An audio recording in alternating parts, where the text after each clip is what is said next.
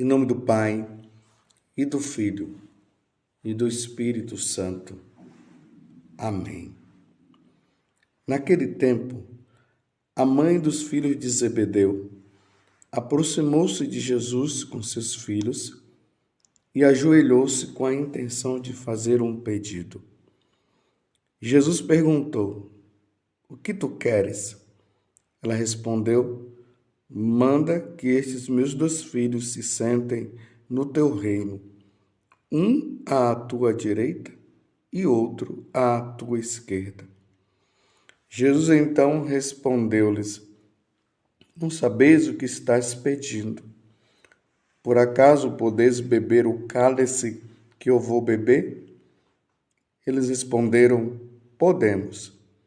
Então Jesus lhe disse: "De fato, vós bebereis do meu cálice, mas não depende de mim conceder o lugar à minha direita ou à minha esquerda.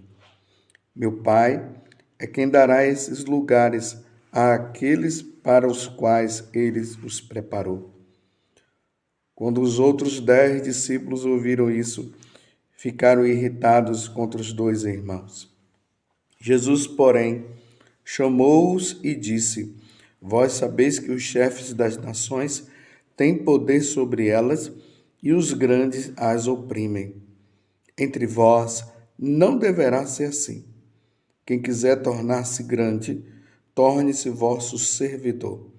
Quem quiser ser o primeiro, seja o vosso servo.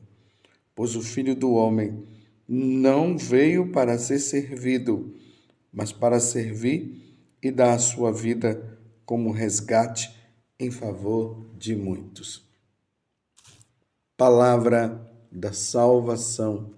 Glória a vós, Senhor. Meus irmãos, hoje a Igreja Católica se reverte com essa cor vermelha, simbolizando o martírio. O martírio hoje de São Tiago. Nós estamos em festa.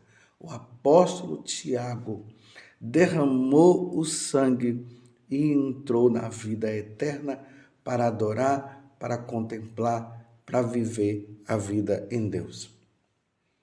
Santiago, ele nasceu em Betsaida, ele era filho de Zebedeu e irmão do apóstolo João. Ele esteve presente aos principais milagres realizados por Cristo.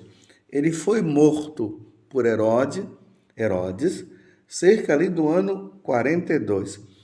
É até bom depois vocês pegarem o capítulo 12 dos Atos dos Apóstolos, e ali nós vemos a atrocidade que Herodes fez com Tiago, com o apóstolo São Tiago. Para eles mataram um divertimento, e ele se divertiu matando São Tiago. Ele é venerado com grande devoção em Compostela. Quantas vezes em algumas peregrinações eu já estive lá, e muitos peregrinos também. Espero em Deus que um dia você possa ver aquela belíssima catedral lá em Compostela, onde está lá os restos mortais de São Tiago. Então, lá em Compostela, na Espanha, onde se ergue uma célebre basílica dedicada ao seu nome. A vida de São Tiago é a vida nossa e precisa ser a vida nossa. No Evangelho de hoje, que estamos em São Mateus, capítulo 20, do versículo 20 até o 28, nós vemos aí a mãe de Tiago pedindo a Jesus a graça de que os 2 filhos dela pudessem estar, uma à direita e outro à esquerda de Nosso Senhor. Ela estava querendo carreira para o filho dela. Ela estava querendo carreira para Tiago. E Jesus olha para aquela mulher e diz para ela: não sabeis o que estás pedindo. Por acaso podeis beber o cálice que eu vou beber? Diante do pedido que a mãe dele fez, Jesus olha para os apóstolos ali e faz essa pergunta. E diante da pergunta que Jesus fez, porque é a mãe que pede, os discípulos estavam querendo. Interessante que quando Jesus faz a pergunta, não sabeis o que estás pedindo, por acaso podeis beber o cálice que eu vou beber? Eles responderam, não foi nem a mãe que respondeu. Podemos, eles falaram. Então Jesus lhes disse, de fato, vós bebereis do meu cálice, mas não depende de mim conceder o lugar à minha direita ou à minha esquerda. Isso só o Pai, meu Pai é quem dará esses lugares àqueles para os quais Ele os preparou. Então já existia uma intenção deles, eles estavam querendo carreira. Quantas pessoas querendo se aproveitar de Jesus para vencer na vida financeiramente, para ter tudo nas mãos, usando o nome de Jesus para o proveito próprio, não como um seguidor de nosso Senhor Jesus Cristo, mas um seguidor de nosso Senhor Jesus Cristo para a autopromoção. Mas é importante notar que o que Jesus está dizendo aqui, depois da afirmação deles de derramarem o sangue, e eles não sabiam, na verdade, o que é que eles estavam dizendo, Jesus reafirma que realmente eles iriam derramar o sangue. E hoje nós estamos aqui comemorando o martírio de São Tiago. A pergunta que Jesus faz para a mãe de Tiago e do seu irmão serve também para nós. Você está disposto também a beber o cálice?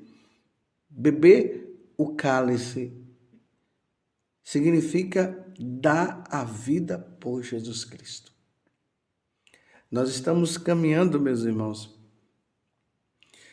e nós vamos entendendo isso, que realmente a Igreja Católica é a Igreja dos mártires. E a Igreja Católica, nesse futuro bem próximo, como nós estamos vendo, vai gerar muitos mártires, como gerou mártires no passado. As nações estão se reunindo para destruir a Igreja Católica. Essa destruição da Igreja Católica já vem de anos. Não é uma coisa que está começando agora, não. Isso já vem lá do passado. Existe um plano que está sendo gerado, assim como uma criança ela é gerada no seio da mãe até nascer. Essa intenção de destruição da Igreja Católica, anos após anos, vem sendo gerada. Vem sendo gerada. E vai chegar um momento que tudo isso irá acontecer. Essa criança vai nascer. Estão entendendo que é uma metáfora, né? Estou usando uma metáfora do nascimento de uma criança que é gerada ali no ventre da mãe e depois ela nasce. Então, essa intenção de destruição da igreja, ela está sendo gerada e vai chegar um momento que esse intento de querer destruir vai acontecer. Mas veja o que é que eu estou dizendo. O intento de querer destruir. Porque a Igreja Católica não será destruída, porque o próprio Jesus já disse que as portas do inferno não irão prevalecer. Satanás, ele tem usado de pessoas que são pagãs, que não acreditam no Senhor, que não acreditam em Deus, ou até mesmo que creem em Deus, mas se coloca numa situação de desafiar a Deus.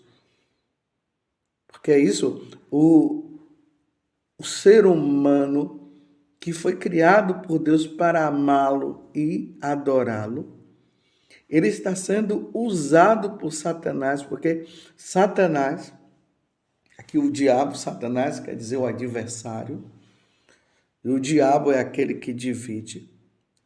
Ele quer se colocar diante de Deus para acabar com Deus, embora ele sabe que ele não vai acabar com Deus. Porque existe um ódio do diabo para com Deus. Como ele não tem como brigar com Deus diretamente, ele briga com Deus usando de nós. Usando dos próprios filhos de Deus. Então existe essa intenção de destruição da igreja. E aí, essa destruição que tem sido planejada tem vindo pela própria hierarquia da igreja. Porque São João disse que o anticristo ele virá de dentro. Então nós vamos percebendo pelas ações de autoridades da igreja, a forma como vai se usando, falando, modificando os ensinamentos de nosso Senhor Jesus Cristo, querendo mudar a Sagrada Escritura, adaptando a Sagrada Escritura ao pecado, ao mal, colocando Deus como se Deus estivesse conforme o pecado, que Deus agora ele se adaptou ao pecado, se adaptou ao mal. Uma pregação totalmente diferente, uma doutrina totalmente diferente. Por dentro, vai tentando destruir, mas eu estou dizendo, vai tentando destruir, mas não conseguirá destruir. Quem como Deus? Como diz São Miguel, como é que o homem pode desafiar Deus? Essa é a palavra que eu estava querendo falar antes, né? O diabo se coloca numa atitude de desafiar Deus. E ele usa dos filhos de Deus para desafiar Deus. E os filhos de Deus sendo levados pela mentira de Satanás, vai desafiando Deus, querendo mudar as coisas e tudo mais.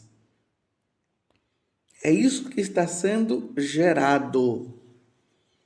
Está sendo gerado anos após anos.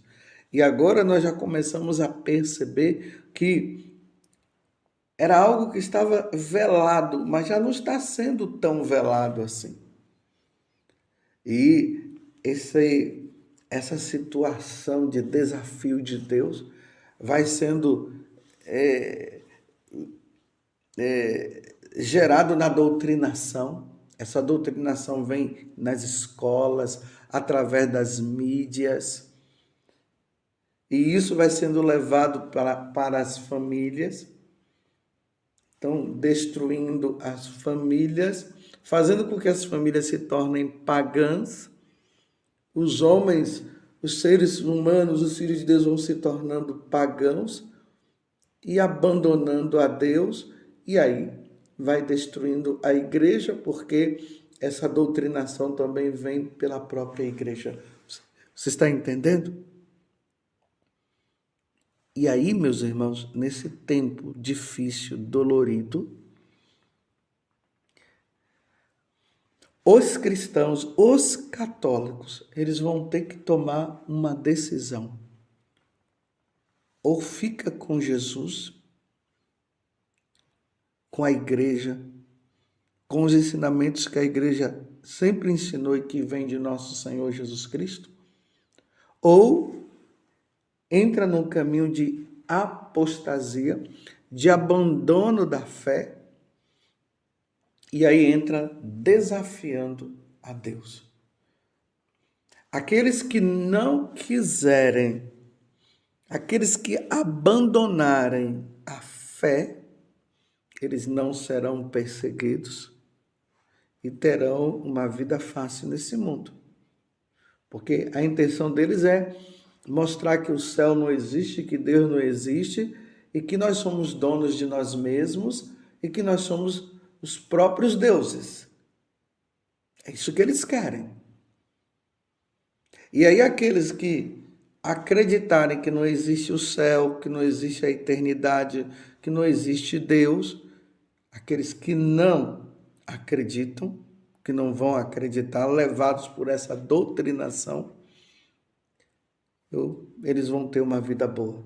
E aqueles que forem contra, ou seja, os católicos fiéis, que acreditam em Deus, que acreditam na eternidade, que diz que esse mundo e acredita que nós estamos aqui de passagem, eles vão ter que se colocar numa atitude e vão dizer assim: eu creio em Jesus Cristo, eu sou seguidor de Jesus, e aí vão ser presos e vão ser mortos.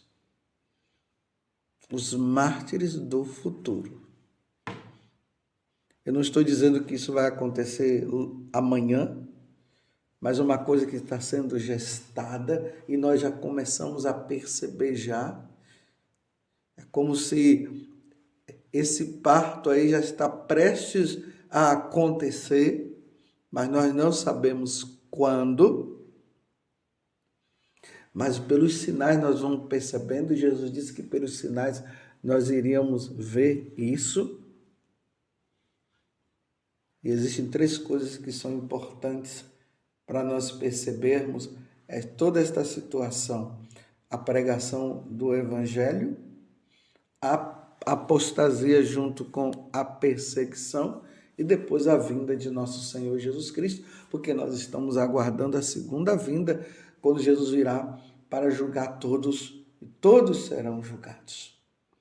Embora o julgamento já venha acontecendo de maneira particular, quando uma pessoa morre e passa dessa vida para outra. Então esse tempo de perseguição virá. Nós estamos vendo perseguições aí, que isso sempre aconteceu na igreja, mas eu estou falando de uma perseguição que acontecerá a nível universal, em todos os lugares do mundo, onde a Igreja Católica está, os católicos serão perseguidos. E nessa perseguição, os católicos vão ter que se colocar numa atitude. Vai continuar sendo fiel a nosso Senhor Jesus Cristo ou vai abandonar? Esse abandono se chama apostasia. Vai acontecer apostasia? Sim, muitos irão apostatar, abandonar a fé para salvar a própria vida, essa vida aqui, a vida na carne, e outros, muitos, irão dizer como aconteceu com o Tiago, São Tiago, que nós estamos comemorando hoje a festa dele, que foi martirizado, proclamando a fé em nosso Senhor Jesus Cristo. Vocês compreendem? Por isso que nós precisamos pedir a Deus a graça da fidelidade nos tempos que virão. A graça da fidelidade hoje. A fidelidade nossa hoje será a nossa fidelidade também no futuro. Mas pode ser, meus irmãos, que na hora o medo chega, porque é assim, a pessoa fica com medo. E é pela graça de Deus, é pela força do Espírito Santo que iremos dizer: eu professo a minha vida em Jesus Cristo. Jesus Cristo é meu Deus. Ele é o caminho, a verdade e a vida. Ele veio do céu Ele nasceu sim da Virgem Maria. Ele padeceu sob Pôncio Pilatos. Eu creio em Deus Pai Todo-Poderoso, eu creio no Espírito Santo, eu creio na Igreja Católica. É por isso que nós professamos a nossa fé nos domingos e também nas solenidades. Nós professamos a nossa fé para reafirmarmos e dizermos: eu não vou abandonar Jesus Cristo. Eu não vou abandonar a Igreja Católica por nada, ainda que eu tenha que derramar o sangue. Você está entendendo? Então, essa pergunta que Jesus está fazendo à mãe de Tiago é essa. Vocês estão dispostos a beber do cálice que eu beberei? Você quer? Você quer ser fiel? No momento da perseguição, você está disposto a derramar o sangue? Eles falaram: podemos. Mas essa pergunta é feita para mim também e para você. E a minha resposta é: podemos. Eu posso, eu quero. Mas, Senhor, dai-me força, porque o Senhor bem sabe quem eu sou. Nós temos que dizer que estamos dispostos, mas temos que ter muita humildade no coração, meus irmãos, sabendo que esse momento não é fácil, mas que Deus possa dar-nos força, porque nós não temos outra opção. A nossa opção é Jesus Cristo. Jesus Cristo é o Senhor. Ele é o nosso Deus, nós cremos nisso, nós cremos. Nós não vamos nos sujeitar a nenhum outro Deus. Senhor, dai-nos a perseverança dos mártires. Louvado seja nosso Senhor Jesus Cristo, para sempre seja louvado, e a sua mãe, Maria Santíssima.